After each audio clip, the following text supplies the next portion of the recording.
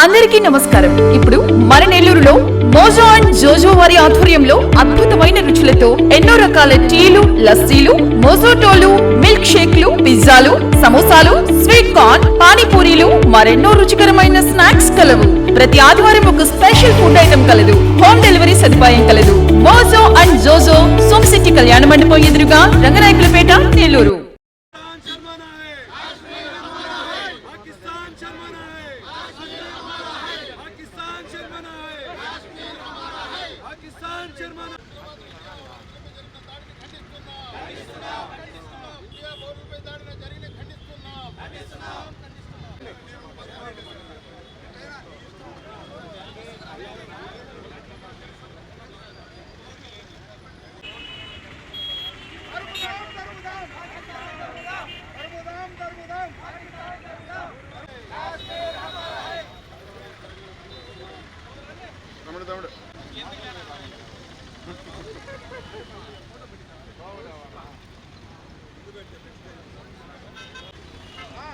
पाकिस्तान शर्माना है, कश्मीर हमारा है, कश्मीर हमारा है, हमारा है।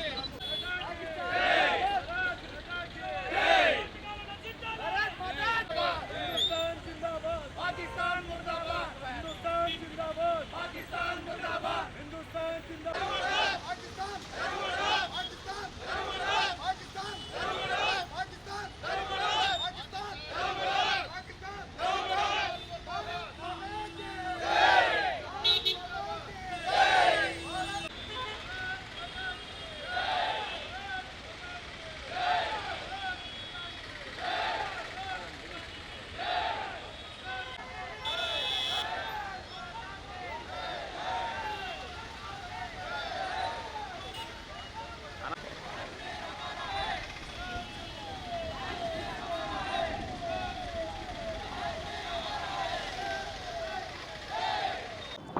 పహల్గామ్ దుర్ఘటనలో దుండగులు ప్రతిఘటన. భారతదేశం మొదటి నుంచి శాంతికి సహనానికి మారుపేరు. అలాంటి దేశంలో ప్రతిఘటించడం, వాళ్ళని పాకిస్తాన్ తరిమి కొట్టాల్సిన బాధ్యత మనందరి మీద ఉంది. ముఖ్యంగా కూడా ఈ దుండగుల చర్యని ప్రతి ఒక్కరూ ఖండించాలి. నదులు నినాదాలు నిశ్శబ్దమయ్యాయి. పర్వత అందాలు మరణముతంగాలుగా మారాయి. తల్లి ఒడిలో చిన్నారులు తల్లడిల్లారు. తండ్రి కళలో కన్నీటి కాపు కాసింది. ఎవరు ఇచ్చారు ఈ అగ్నిజ్వాలలు? ఎందుకు అమాయకుల నదీ మరణకాండ? విధ్వంస మీరైతే ఆ దారితోనే మిమ్మల్ని పూడుస్తాం. పహల్గామ్ అడుగులో ప్రేమ పుయ్యాలి. పర్వతాలపై శాంతి పథకం ఎగరాలి. జయిద్దాం క్రూరత్వాన్ని. ఒక మాట చాలు. మరణించిన ఉదయాలకు సానుభూతి. దుండగులకు ఇదే మరణ శాసనం. మనసుల కలయికే నిజమైన జయం. తరిమి కొడతాం పాకిస్తాన్ని. తరిమి కొడతాం పాకిస్తాన్ని. తరిమి కొడతాం పాకిస్తాన్ని.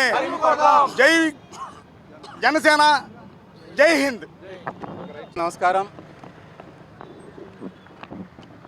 మా అధ్యక్షులు శ్రీ పవన్ కళ్యాణ్ గారు ఇచ్చిన పిలుపు మేరకు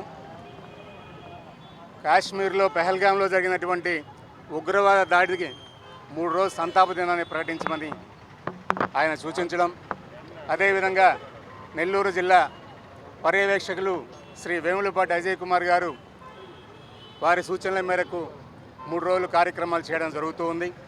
ఈ 3వ రోజు అయినటువంటి ఈరోజు మానవహారాన్ని చేయడం ఇక్కడ జరుగుతోంది. ముఖ్యంగా ఉగ్రవాదులు ఎవరైతే ఉన్నారో, వారి దాష్టికానికి ఎవరైతే భారతీయులు బలయ్యారో వాళ్ళందరికీ కూడా ప్రగాఢ సానుభూతిని తెలియజేస్తున్నాం. ముఖ్యంగా ఈ యొక్క దుశ్చర్యకు పాల్పడినటువంటి ఉగ్రవాద మూకలు ఎవరైతే ఉన్నారో వాళ్ళకి సరైన సమాధానం చెప్పాల్సిన అవసరం ఎంతైనా ఉంది. ముఖ్యంగా మోడీ గారికి ఒకటే హామీ ఇస్తున్నాం. మీరు ఏ నిర్ణయం తీసుకున్నా భారతదేశ సైన్యం 2,45,000 మంది కాదు, 140 కోట్ల మంది ఉన్నారు. అవసరమైతే ప్రతి భారతీయుడు కూడా ఒక సైనికుడిగా మారడానికి సిద్ధంగా ఉన్నామని చెప్పి మీకు హామీ ఇస్తున్నాం. అదేవిధంగా మా పవన్ కళ్యాణ్ గారు చెప్పారు, ప్రతి విషయంలో కూడా మంచితనంతో వెళ్తున్నాం, దాన్ని చేతగానితనంగా తీసుకుంటున్నారు. కాబట్టి ఈ ఉగ్రవాద మూకలందరికీ కూడా తప్పనిసరిగా సమాధానం చెప్పాల్సిన రోజు దగ్గరలో పడింది. ఉగ్రవాదం అనే దాన్ని తుదముట్టించాలని ఈ విధంగా పెహల్గాం ఉగ్రవాదంలో ఏరులై పారిన ప్రతి భారతీయుడి రక్తపు బొట్టుకి సమాధానం చెప్పి తీరుతాం. జాతి సమైక్యతను భంగపరిచే పిచ్చి కుక్కలను తరిమి కొడదాం. నిన్నటి రోజున కుటుంబాల్లో పెద్దని టార్గెట్గా చేసి ఏ మతాన్ని పాటిస్తున్నామని అడిగి మరి సునకానందం పొందిన పాకిస్తాన్ ఉగ్రవాదులకి సరైన సమాధానం చెప్తాం. కూటమి మంత్రులు, ఎమ్మెల్యేలు ఆ కుటుంబ సభ్యులతో కలిసి పాడి మోసి రేపటి రోజున జరగబోయే రక్షణ బాధ్యతను తీసుకుంటామని మరొకసారి తెలియజేశారు. మా అధ్యక్షులు పవన్ కళ్యాణ్ గారు ప్రతి కుటుంబాన్ని పరామర్శించి వాళ్ళ బాధలను తెలుసుకొని 3 దశాబ్దాల వెనుక 1986లో ఉగ్రవాదం చనిపోయిందనుకున్నాం, ఇంకా బతికే ఉంది. ఈ రక్తపు చర్యకు ఖచ్చితంగా ప్రతీకార చర్య చేయాల్సిందే. శాంతి భద్రతలు ముందుకు తీసుకెళ్లాల్సిందే.